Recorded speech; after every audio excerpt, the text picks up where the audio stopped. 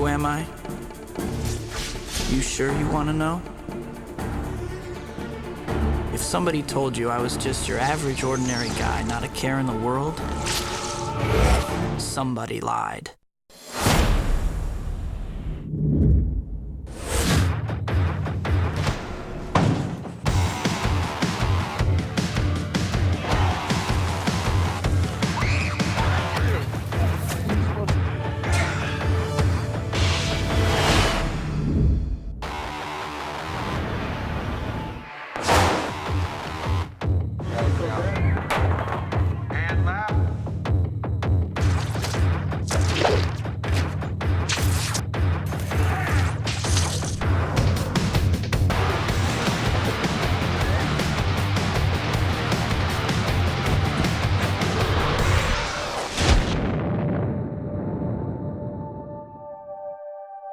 First I heard about Spider-Man. It sounded interesting to me, but only if it was done the right way, like done in a way that would excite me, in a classy way with a good filmmaker and a good story and a good cast.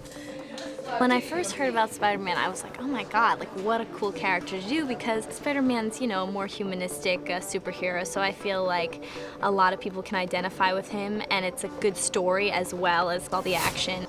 What happens to the people in the story is quite involving.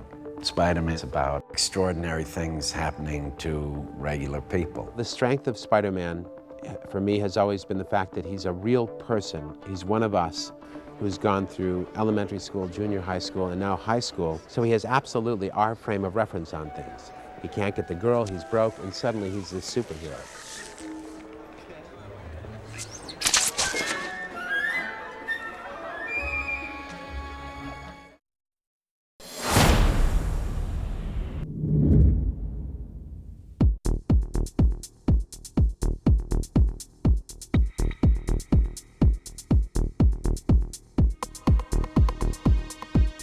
Spider-Man started as its own book in 1963 by Stan Lee.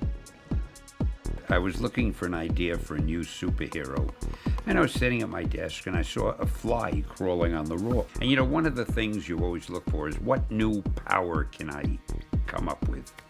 And I said, gee, wouldn't it be something to have a hero who could crawl on walls? But the next thing I needed was a name for him. So I thought Fly Man? It didn't seem to have sex appeal.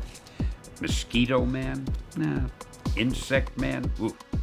And then I went down the list, and then I came to Spider-Man, and somehow that sounded dramatic and scary. Spider-Man.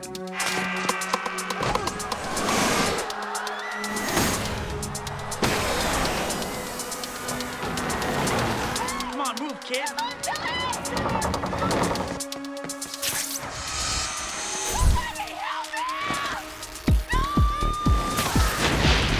I knew all about Spider-Man. He got bit by a radioactive spider. I knew that whole story, and everything, I think has like a slight comic book feel with reality, and I think that's important because it is a comic book.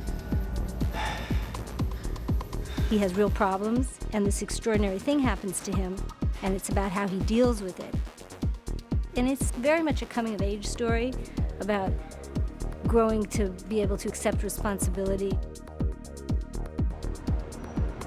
Remember, with great power comes great responsibility. Spider-Man had real personality, had real problems. The character of Peter Parker was a real kid in high school, and the Spider-Man comic books were more about how these superpowers affected his real life. So I could really relate to those stories in the early Spider-Man comic books in the 60s and 70s, and he became one of my favorites. There's always a need to find the right blend of maintaining that history and yet making it contemporary enough that the audience is going to accept it as being now. Time worked just right. Technology is here. We have the right people that want to make it, the passion. It's very important for us to tell the story right, make a good picture, right for the times, but keep our characters in character.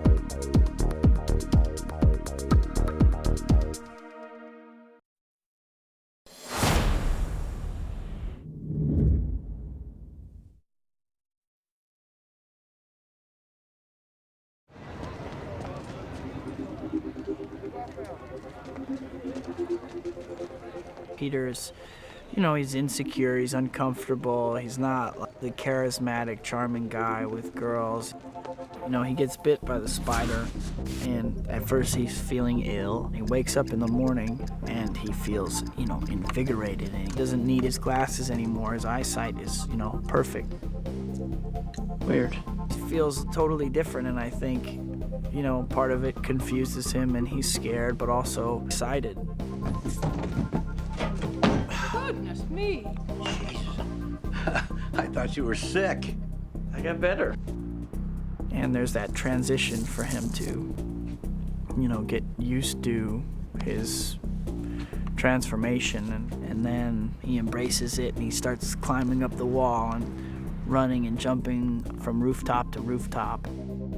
Spider-Man moves, and he does a dance. I know Sam likes to talk about his sort of choreography in the air as like a really graceful dance. It's the place where once Peter gets comfortable with it and he really embraces it and learns how to, you know, swing well, it becomes a place where he's in total freedom.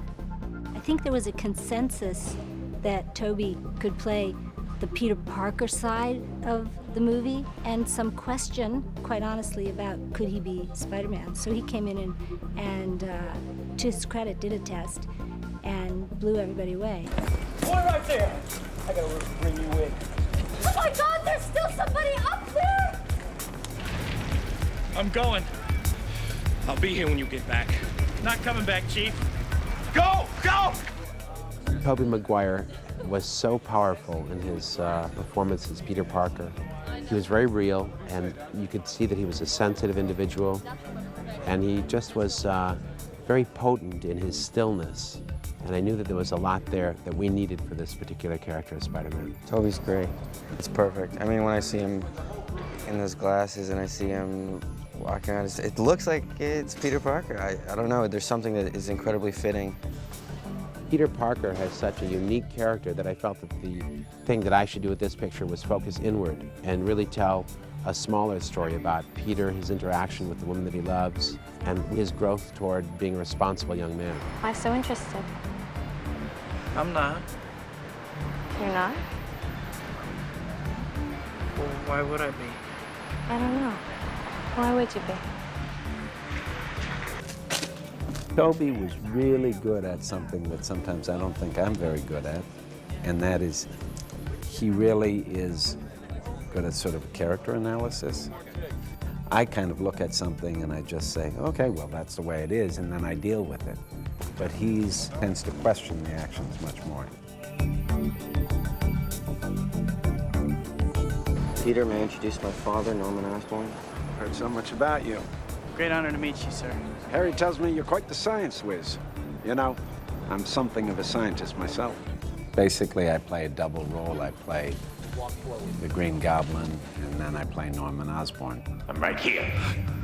And sometimes in the same scene, they play scenes together, which was unusual. And it's only the beginning. Think of what we can do. Willem's a great actor. Obviously, he can pull off both parts. In the movie, there are times where he needs to pull off both parts at the same time, and so that's really the challenge for an actor. Don't be a coward.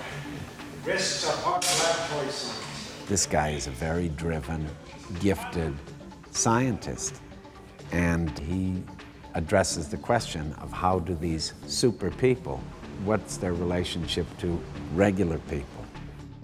This super intelligent, super powerful guy recognizes, you know, good qualities of Peter, which makes him feel great. You know, it's like somebody notices me and recognizes me that I respect. No, I appreciate it, but I'll be fine. No problem. I'll make a few calls. No, I couldn't accept it, sir. I like to earn what I get. I can find my own work. I respect that. You want to make it on your own steam.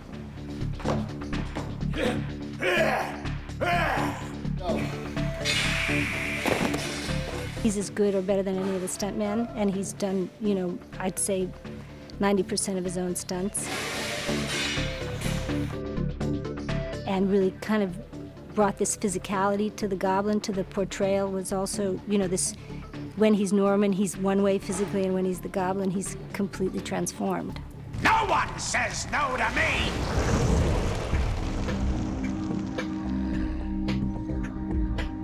Willem's great to work with because first and foremost, he's just a great actor, and I'm a big fan of his work in general. He's so full of life. He's so ready to jump in and do this. Yeah, that's a super villain. Plus, he's in ridiculous shape.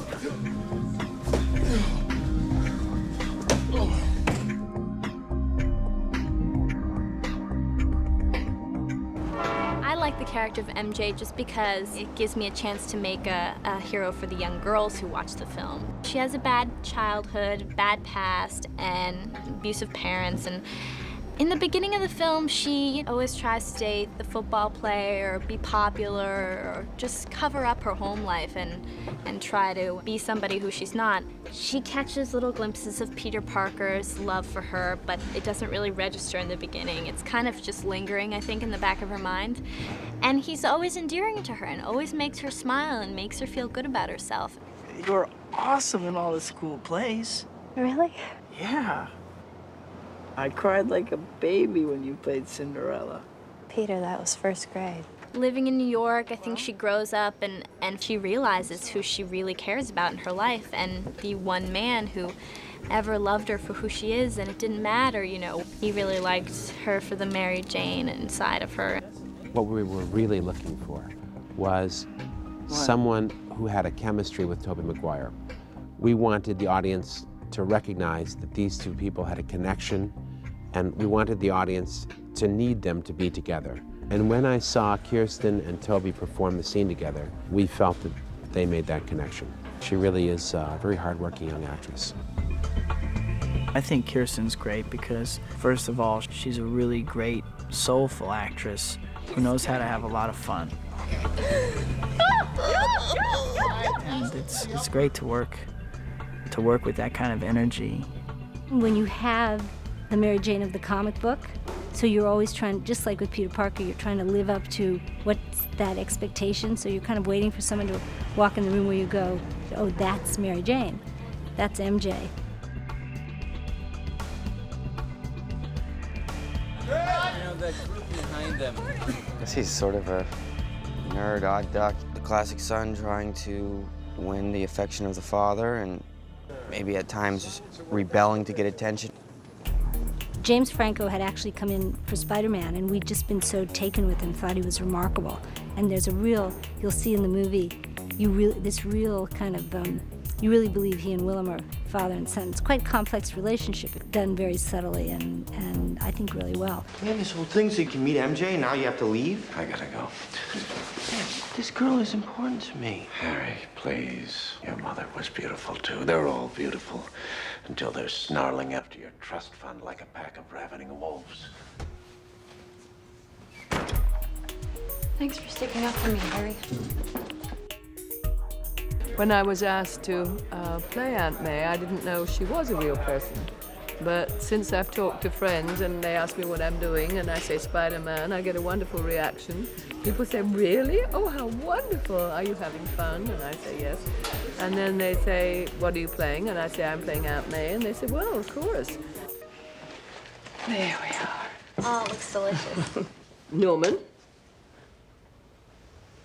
will you do the honors?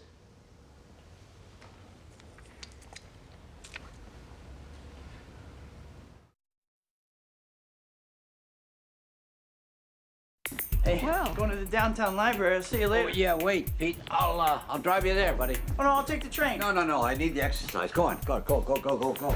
I think Ben is, if there is such a thing as a typical avuncular uncle, a warm, loving, caring uncle who wants to be everything a father should be to a son who is not his son.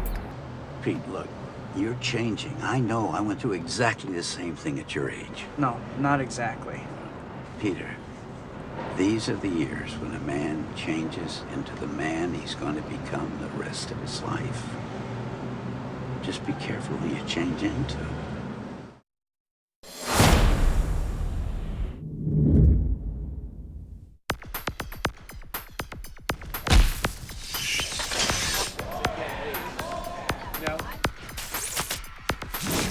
a balcony overlooking Times Square. That's the aisle. Sam, he's a character. I've heard the stories about how he's been a fan since he's a kid. Sam grew up having Spider-Man painted on the wall in his room, which is the best kind of a man to take the helm for a movie like that. Well, I always would admire as a kid how the artists in comic books had to come up with one illustration that told the story. You'd see these very dramatic presentations in the comic books, and they had to depict exactly what was happening in the drama. He has such a great imagination, and I hear him talk about Spider-Man, and his eyes sparkle. So I think that he just, had such a knowledge and such a love for it, and it really comes through. He really went to his own kind of gut about what attracted him as a young man, as a boy, to the Spider-Man story. He's a great collaborator. He really, just in general, made me feel like a part of the team, like I was really contributing a lot to the film. What Sam's good is rooting all the fantastical elements with a reality. Sam is going for a very naturalistic feel to play off the fantastic side of Spider-Man. The first meeting I had with Sam, you could tell that he was very passionate about the character of Spider-Man, and he truly understood what Spider-Man was all about. And it's why I took the job, is that he has that ability to explain to you truly what the film is about, what the character is about, and why it's important to make Spider-Man.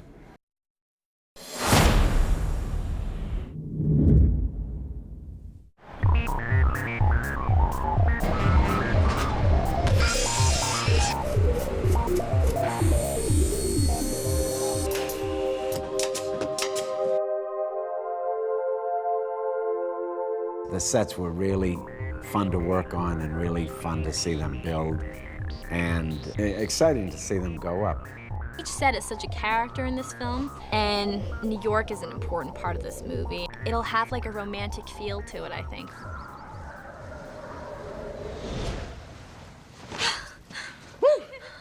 I didn't feel it was proper to have a super stylized world, like a comic book world like you see in a lot of comic book films. I felt that the most important thing to do was to create a real world. There are parts of New York that are magical. So what we decided to do was just to create a whole city of those realistic, magical parts of New York. Neil Spisak truly loves New York, understands New York, and was able to bring his passion of New York to the film. One of the design elements that I tried to incorporate into the film as a whole is a slightly overscaled and somewhat classical architecture, building tops and places that you normally aren't on buildings, closer to the upper architecture of the buildings of New York. Really, it's like if you look at the comics, you flip through the pages and you look where Peter grew up, it's in this movie. If you look where Peter went to school, it's in the movie. Where would a kid like Peter share an apartment today? It's the apartment. He did a great job to be able to put together very fancy side of Manhattan, because that's the Osborn side of the world, with this modest upbringing where Peter comes from. And he connected it beautifully. And what is Spider-Man's world? And certainly he exists at the rooftops of New York. We scouted tons and tons of rooftops of New York, so we got to see the whole side of New York that most people never get to see. And we're bringing that to the film, and I think it's very exciting.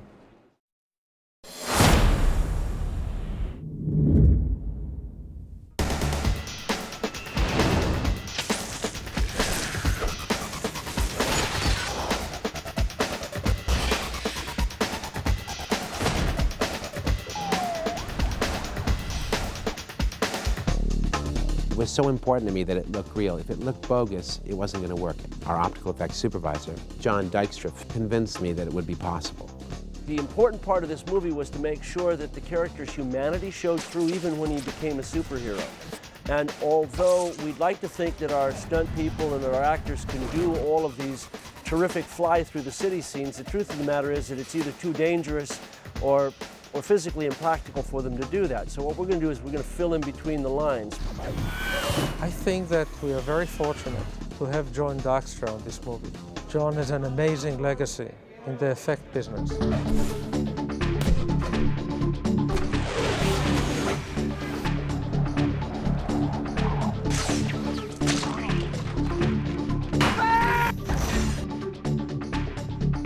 It's pretty amazing to me, you know.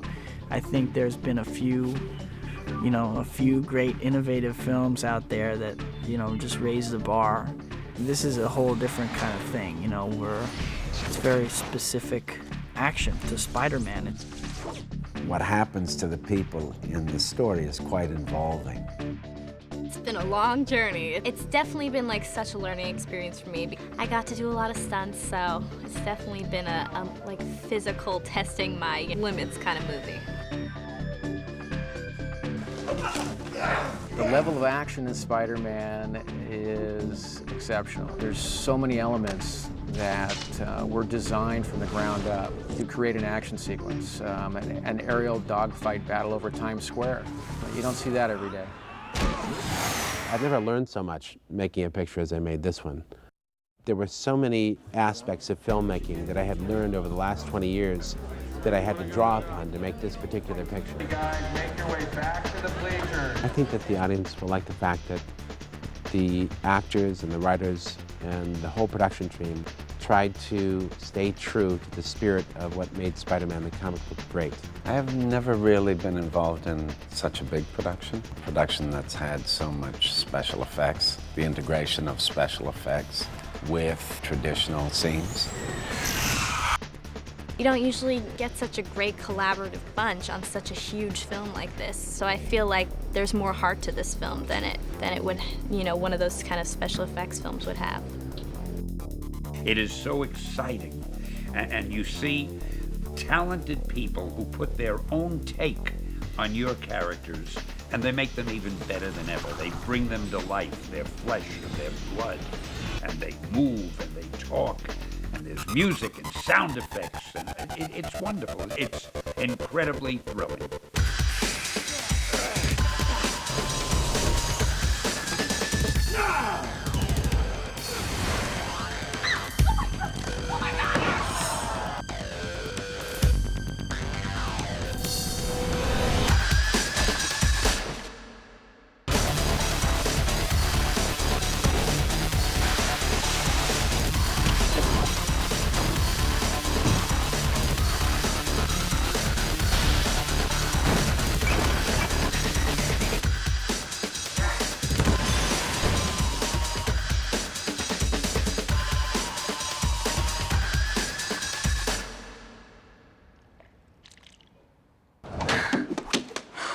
Wow, great reflexes.